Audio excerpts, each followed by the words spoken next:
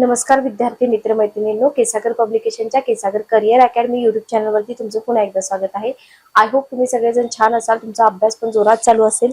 तर राज्यसेवा पूर्व परीक्षा 2026, कंबाईन परीक्षा 2026, कंबाईन मुख्य परीक्षा, तुमची टीईटी परीक्षा, टेट परीक्षा, सगळ्याच परीक्षांसाठी आपण इथे लेक्चर सिरीज कंडक्ट करत आहोत केसागर पब्लिकेशन तर्फे। लेक्चर सिरीज तुमच्यासाठी पूर्णपणे मोफत आहे आणि या लेक्चर सिरीज मधून येणाऱ्या एक्झाम साठी तुम्हाला डेफिनेटली फायदा होणार आहे, लक्षात घ्या। तर सध्या आपण जो आपला सगळ्यात जास्त मार्क देणारा विषय जिथे आपण आउट ऑफ मार्क्स मिळवू शकतो तो म्हणजे पॉलिटी।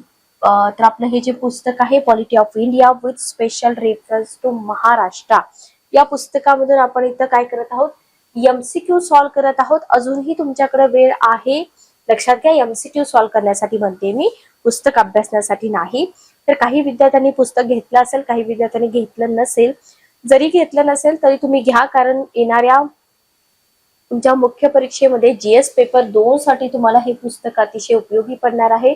यूपीएससी एमपीएससी पूर्व आणि मुख्य परीक्षा आणि इतर सगळ्या स्पर्धा परीक्षा जिथे जिथे तुम्हाला पॉलिटी हा विषय विचारला जातो। ओके, आता या पुस्तकाचं वैशिष्ट्य काय बघा। पुस्तकाचं वैशिष्ट्य हे आहे की हे पुस्तक तुमच्या आन्सर रायटिंग साठी, आता तुमचा जो पॅटर्न आहे परंपरागत वर्णनात्मक परीक्षा बरोबर, त्याच्यासाठी उपयोगी पडणार आहे, लक्षात घ्या। तर आन्सर रायटिंग साठी खूप स्ट्रॉंग असे मुद्दे लागतात, तेही लक्षात घेऊन इथे आपल्याला हे पुस्तक वापरावं लागणार आहे। तर पुस्तक परचेस करण्यासाठी तुम्ही आपल्या ऑफिशियल वेबसाईट वरती जावा, लॉग इन रजिस्टर करा। लॉग इन रजिस्टर केल्यानंतर इथे तुम्हाला कॅश ऑन डिलिव्हरीचा ऑप्शन तर नाहीये, पण तुम्ही पेड करून पैसे तुम्हाला 7 ते 8 दिवसामध्ये पुस्तक मिळून जाईल। ठीक आहे, ओके क्लिअर। चला, तर हे झालं आपल्या जस्ट एक मिनिट थांबा। ओके, तर याच पुस्तकातून आपण घेत आहोत, जस्ट एक मिनिट थांबा। ओके, त्याच पुस्तकातून घेत आहोत आपण एमसीक्यू। ठीक आहे, तर लास्ट सेशन मध्ये आपण कुठेपर्यंत आलो होतो? लास्ट सेशन मध्ये आपण 90 नंबरचा एमसीक्यू आपला चालू होता बरोबर। क्वेश्चन नंबर 90 काय आहे क्वेश्चन बघा। क्वेश्चन तुम्हाला इथं दिलेला आहे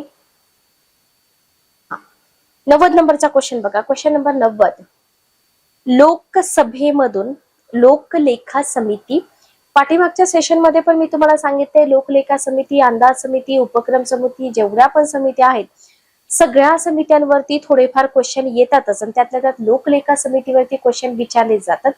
तर लोकलेखा समिती करता बघा, लोकसभेतून लोकलेखा समिती करता सदस्य निवडीसाठी कोणत्या परिस्थितीत निवडणूक आवश्यक आहे? ठीक आहे, कोणत्याही परिस्थितीमध्ये नियमाप्रमाणे लोकलेखा समितीचे अध्यक्षपद मुख्य विरोधी पक्षाच्या सदस्याकडे असते।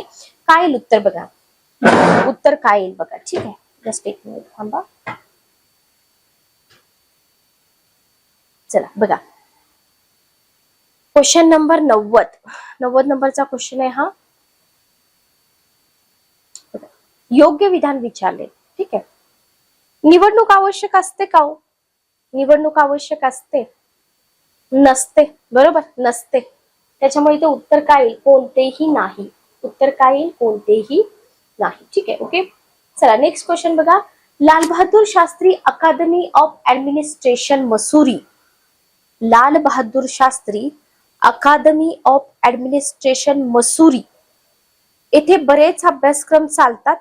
यातील फाउंडेशनल कोर्स मुख्यतः कसा आहे असं तुम्हाला विचारलंय। ओके, ज्ञान केंद्रित, कौशल्य प्रदान, धोरण ठरवणे, कसब वाढविण्यावर वरील पैकी एकही पर्याय बरोबर नाही। लाल बहादूर शास्त्री अकादमी ऑफ ऍडमिनिस्ट्रेशन मसुरी इथं बरेच अभ्यासक्रम चालतात असं म्हटलेलं आहे तुम्हाला, आणि क्वेश्चन तुम्हाला विचारलाय की यापैकी बरोबर ऑप्शन कोणता आहे। ठीक आहे, ओके। चला काय येईल उत्तर बघा, 91 नंबरचा क्वेश्चन, क्वेश्चन नंबर 91, ज्ञान केंद्रित बरोबर। उत्तर काय आलं तुमचं? ज्ञान केंद्रित। ओके, चला नेक्स्ट क्वेश्चन बघा 92 नंबरचा, खालीलपैकी सार्वजनिक खर्चावर नियंत्रण ठेवण्याचे कोणते साधन आहे? क्वेश्चन वाचा, खालीलपैकी सार्वजनिक नियंत्रण ठेवण्याचे साधन कोणते आहे? क्वेश्चन नंबर 92 बघा, क्वेश्चन नंबर 92. चला काय येईल उत्तर बघा.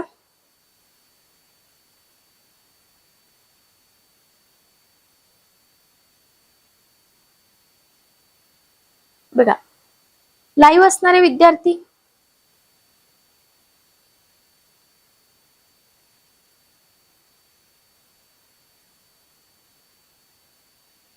चला सी ऑप्शन. बर, सी ऑप्शन देणारे विद्यार्थी बरोबर आहे. ओके,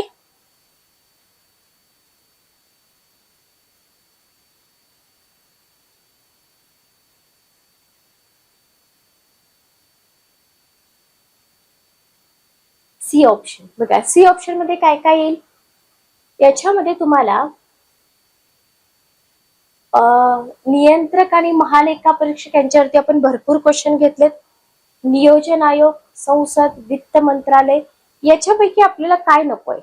याच्यापैकी आपल्याला फक्त संसद पाहिजे, बरोबर, वित्त मंत्रालय पाहिजे, नियोजन आयोग नकोय, बरोबर, महालेखा परीक्षक. ओके, उत्तर आलं तिसरा ऑप्शन. ठीक आहे, नेक्स्ट क्वेश्चन बघा. पुढचा प्रश्न, प्रश्न काय आहे बघा.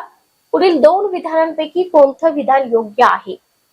पुढील दोन विधानांपैकी कोणतं विधान योग्य आहे.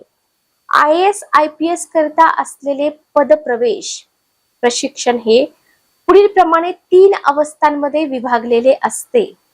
पहिला आहे पायाभूत शिक्षण प्रशिक्षण, जिल्हा किंवा क्षेत्र प्रशिक्षण, दिशानिर्देश प्रशिक्षण. 3 ऑप्शन तुम्हाला दिलेले आहेत. काय येईल उत्तर बघा. 93 नंबरचा क्वेश्चन. जिल्हा किंवा क्षेत्र प्रशिक्षण, बरोबर. 2 नंबरचा क्वेश्चन, जिल्हा किंवा क्षेत्र प्रशिक्षण. ओके, पायाभूत प्रशिक्षण IAS आणि IPS ला प्रथम एकत्रपणे मसुरीत, नंतर वेगवेगळे मसुरी आणि हैदराबाद येथे, व आता पुन्हा एकत्रपणे मसुरी येथे दिले जाते. ओके, केवळ एक, केवळ दोन, दोन्हीही, एकही नाही.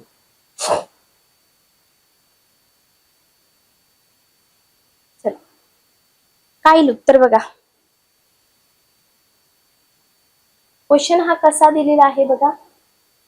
क्वेश्चन नंबर 93, बी ऑप्शन केवळ 2, बरोबर, केवळ 2. ओके, नेक्स्ट क्वेश्चन बघा. पुढचा प्रश्न,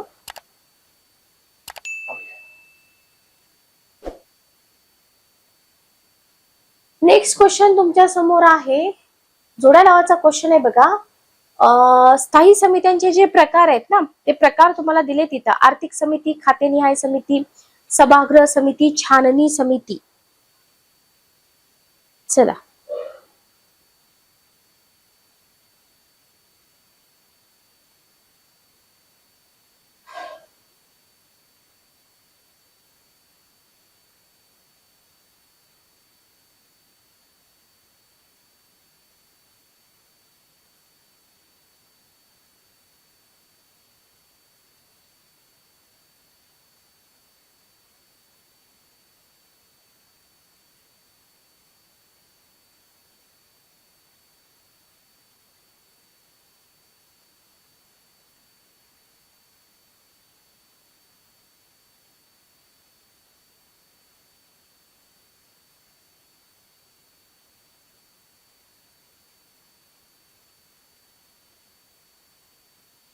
चला काय येईल उत्तर बघा.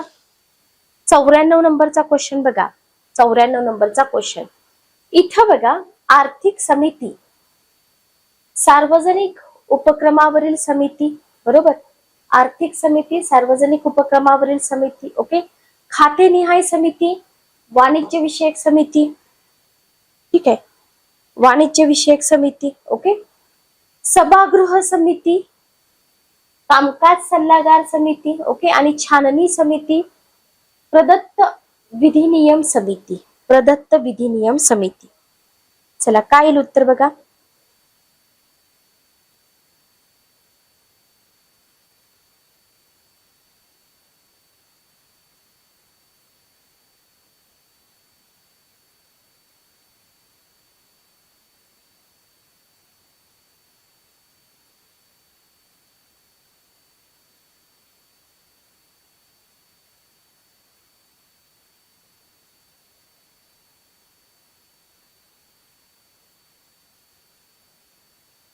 चला बी ऑप्शन बरोबर, उत्तर नंबर 2. ठीक आहे, ऑप्शन नंबर 2. नेक्स्ट क्वेश्चन बघा, भारताच्या नियंत्रक आणि महालेखापरीक्षकाबाबत म्हणजे कॅग बाबत कोणतं विधान बरोबर आहे? कॅग वरती भरपूर क्वेश्चन आपण घेतलेले आहेत, लक्षात घ्या. तर त्याला त्याच्या कार्यकालाची हमी दिलेली असते, बरोबर आहे का बघा. ओके, तो राष्ट्रपतींची मर्जी असेपर्यंत पदावर राहील. 95 नंबरचा क्वेश्चन बघा, क्वेश्चन नंबर 95. काय येईल उत्तर बघा.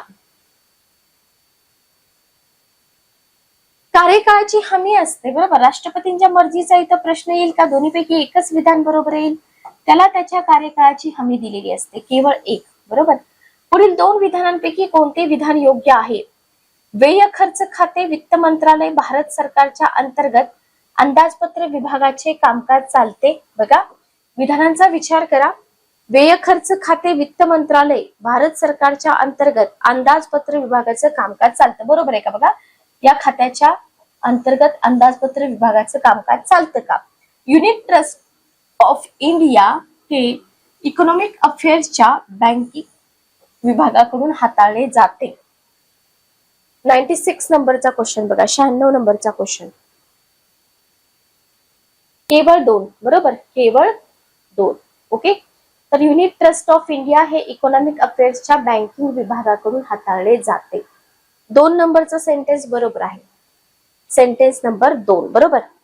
नेक्स्ट क्वेश्चन बघा, 97 नंबरचा. खालील 2 विधानांपैकी कोणते योग्य आहे? खालील 2 विधानांपैकी कोणते योग्य आहे? आर्टिकल 312 अंतर्गत भारतीय संविधानाने अखिल भारतीय सेवांची तरतूद केली आहे. आर्टिकल 312 अंतर्गत भारतीय संविधानाने अखिल भारतीय सेवांची तरतूद केली आहे. आणि सेकंड सेंटेन्स आहे, भारतीय संविधानाचा भाग 13वा जो आहे तो संघ आणि राज्य अखत्यारीतील सेवेसाठी आहे. तर मी तुम्हाला वारंवार सांगते की काही क्वेश्चन आर्टिकल बेस असतात. इथे तुम्हाला आर्टिकल दिले, इथे तुम्हाला भाग दिलेले आहे, त्याच्यामुळे हे सगळं व्यवस्थित आपल्याला करावं लागणार आहे. तर इथे जर आपण बघितलं, भाग 13वा हा संघ आणि राज्य अखत्यारीसाठी आहे का? कमेंट बॉक्स मध्ये सांगा, भाग 13 कशासाठी आहे? कॉन्स्टिट्यूशन भाग 13.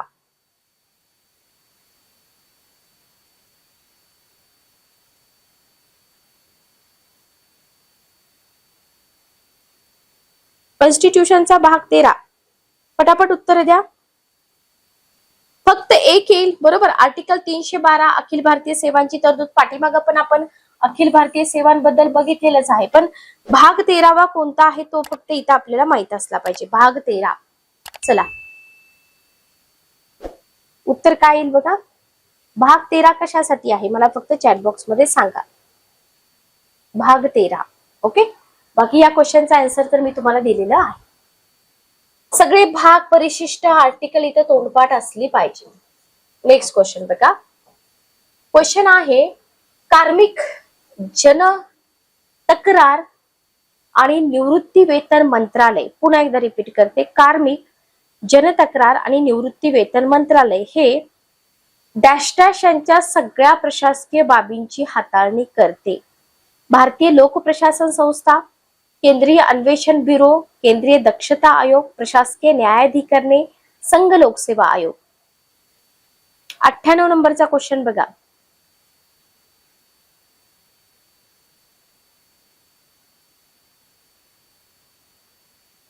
कोणत्या प्रशासकीय बाबींची हाताळणी करते? वरील सर्व, लक्षात घ्या, इथे जेवढे आहेत ना, भारतीय लोक प्रशासन, अन्वेषण ब्युरो, केंद्रीय दक्षता, प्रशासकीय न्यायाधिकरणे, संघ लोकसेवा, म्हणजे वरील सर्व. Okay, clear. नेक्स्ट क्वेश्चन बघा, सार्वजनिक उपक्रमांवरील समितीबाबत खालीलपैकी कोणते विधान योग्य आहे? सुरुवातीस समितीत 15 सदस्य होते, 1964 मध्ये 30 सदस्य संख्या 22 पर्यंत वाढली. समितीच्या अध्यक्षाची नेमणूक समिती सदस्यांमधून केली जाते, परंतु समितीमधील राज्यसभा सदस्यास अध्यक्ष म्हणून नियुक्त केले जाऊ शकत नाही. 99 नंबरचा क्वेश्चन बघा,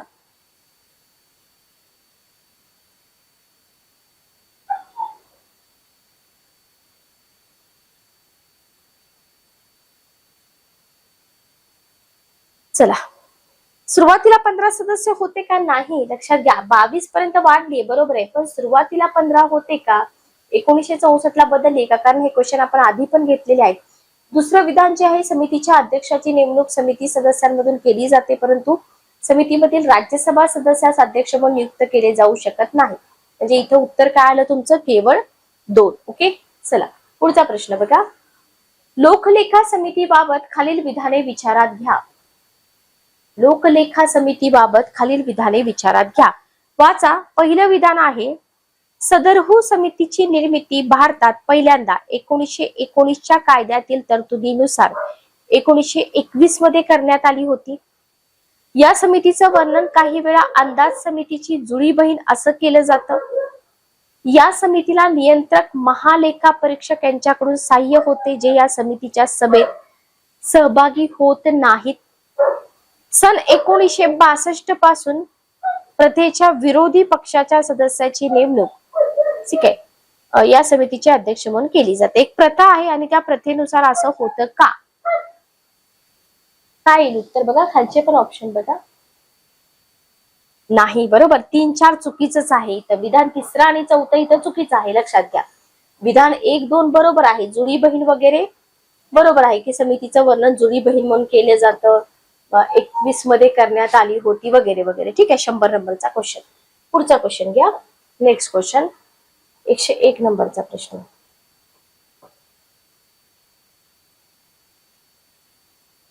पुढील 2 विधानांपैकी कोणतं विधान योग्य आहे? पुढील 2 विधानांपैकी कोणतं विधान योग्य आहे? केंद्रीय सेवेतील वर्ग 1, 2, 3 आणि 4 हे वर्गीकरण गट अ, ब, क आणि ड मध्ये दुसरा वेतन आयोग यांच्या शिफारशीवरून बदलण्यात आले. स्वातंत्र्या अगोदर त्यांना वर्ग 1, वर्ग 2 गौण आणि दुय्यम असं संबोधलं जाईल. 101 नंबरचा क्वेश्चन बघा. 101 नंबरचा क्वेश्चन. कोणतं योग्य आहे म्हटलंय? हे दुसरा वेतन आयोग यांच्या शिफारशीवरून बदललंय का? नाही. लक्षात घ्या, फक्त लक्षात ठेवा, स्वातंत्र्या अगोदर त्यांना वर्ग 1, वर्ग 2 गौण आणि दुय्यम असं संबोधलं जाईल. त्याच्यामुळं केवळ 2 हे आपल्या इथं उत्तर असेल. तुमच्यासाठी हे सगळे क्वेश्चन नवीन असतील, असू द्या, काही हरकत नाही, पण थोडस नवीन कंटेंट आपण इथं केलं पाहिजे. कारण येणारी जी परीक्षा आहे आता, ग्रुप बी मेन्सचा सुद्धा पेपर खूप जास्त अवघड होता असं विद्यार्थ्यांचं म्हणणं आहे, लक्षात घ्या. अंदाज समितीबाबत खालीलपैकी कोणते विधान बरोबर नाही? अंदाज समितीबाबत खालीलपैकी कोणते विधान बरोबर नाही? या समितीचा उगम 1935 मध्ये स्थापन झालेल्या आर्थिक स्थायी समितीमध्ये सापडू शकतो. स्वातंत्र्यानंतर पहिली अंदाज समिती तत्कालीन अर्थमंत्री जॉन मथाई यांच्या शिफारसीवर 1950 मध्ये स्थापन करण्यात आली. मूळतः तिच्यामध्ये 25 सदस्य होते, परंतु 1956 मध्ये ही सदस्य संख्या 30 पर्यंत वाढवण्यात आली. ओके, जर लोकसभेचे उपाध्यक्ष हे या समितीचे सदस्य असतील तर ते आपोआपच अध्यक्ष बनतात. 102 नंबरचा क्वेश्चन. 102 चुकीचं विधान विचारले. अंदाज समिती बघा, अंदाज समितीबद्दल जर विधान आपण इथं बघितली तर दुसरं विधान बरोबर आहे. पहिली अंदाज समिती जॉन मथाई 1950 बरोबर आहे. ओके, 35 मध्ये नाही येणार, हे स्थायी समितीमध्ये नाही. तिच्यामध्ये 25 सदस्य होते, ठीक आहे, पाठीमागे किती दिलते बघा, 30 पर्यंत वाढवण्यात आली. लोकसभेचे उपाध्यक्ष या समितीचे सदस्य असतील तर ते नंतर आपोआपच अध्यक्ष बनतात. बरोबर आहे का? बरोबर आहे. Okay, clear. चला नेक्स्ट क्वेश्चन बघा. पुढील 2 विधानांपैकी कोणते विधान योग्य आहे?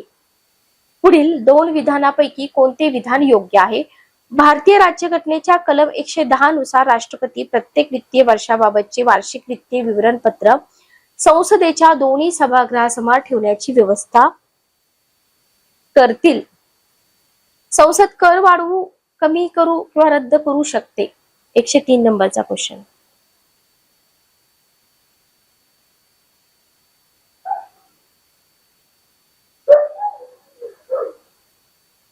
योग्य म्हटलंय, संसद कर वाढवू शकत नाही. लक्षात ठेवा, पाठीमागा हा क्वेश्चन विचारलेला आहे.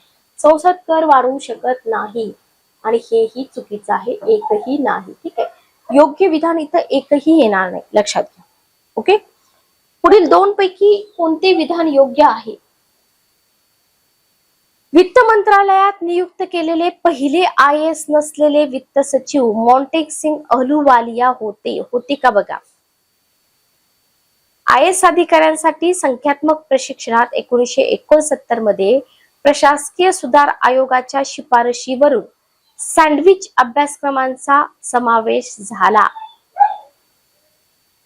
आता हे कंटेंट खूप सारं नवीन आहे, लक्षात घ्या. तर याचं उत्तर आहे दोन्ही विधानं व्यवस्थित लक्षात ठेवा. Okay, clear.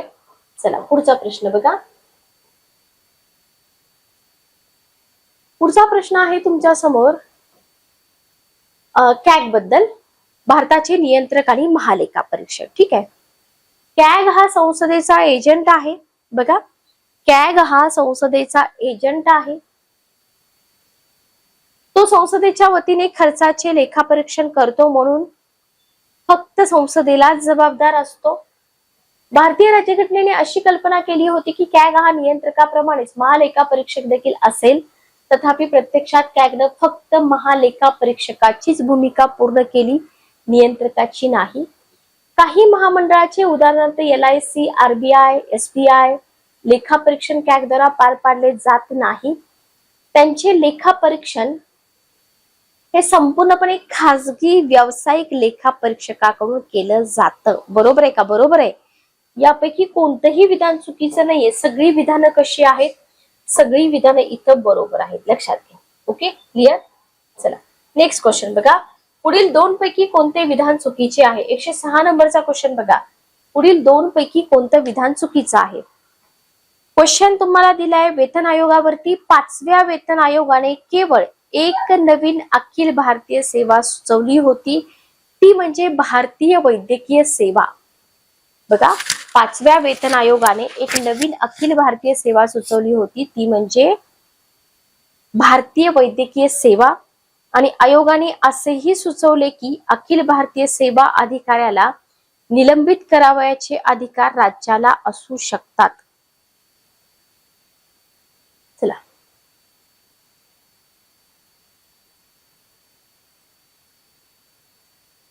चुकीचं विचारलंय तुम्हाला. 106 नंबरचा क्वेश्चन केवळ एक. बरोबर.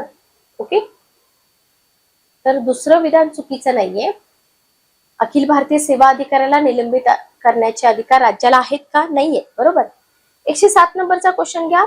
यशदा बाबत खालीलपैकी कोणते विधान सत्य नाही? यशदा, महाराष्ट्र शासनाने 1963 मध्ये मुंबई येथे प्रशासकीय स्टाफ कॉलेज ASC स्थापन केले. 1984 मध्ये ते पुण्याला हलविण्यात आले आणि त्याचे नाव विकास प्रशासनाची महाराष्ट्र संस्था असं बदलण्यात आलं. पुन्हा तिचे नामांतर 1990 मध्ये यशवंतराव चव्हाण विकास प्रशासन प्रबोधिनी यशदा असं करण्यात आलं. आणि ही निमस्वायत्त संस्था असून तिच्यावर प्रशासकीय नियंत्रण हे महाराष्ट्र शासनाच्या सामान्य प्रशासन विभागाचे आहे. 107 नंबरचा क्वेश्चन. चला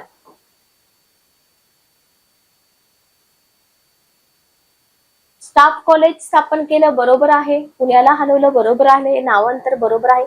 निमस्वायत्त संस्था हे चुकीचं आहे. ठीक आहे, त्याच्यामुळं इथं आपलं एक विधान कोणतं सत्य येणार नाही, शेवटचं विधान. ओके, तर बघा हा होता आपला एक मला ते 7वा 8वं सेशन असेल. तर याच्या पुढचे सेशन आपले दुसऱ्या सब्जेक्ट वरती असतील. चॅनल वरती नवीन असाल तर चॅनलला सबस्क्राईब करा, बेल नोटिफिकेशन ऑन करा, म्हणजे लेक्चरच्या ज्या नोटिफिकेशन आहेत तुमच्यापर्यंत वेळेवर पोहोचतील. लेक्चर कसं वाटलं कमेंट करून नक्की सांगा. भेटूया नेक्स्ट सेशन मध्ये. Good day, take care.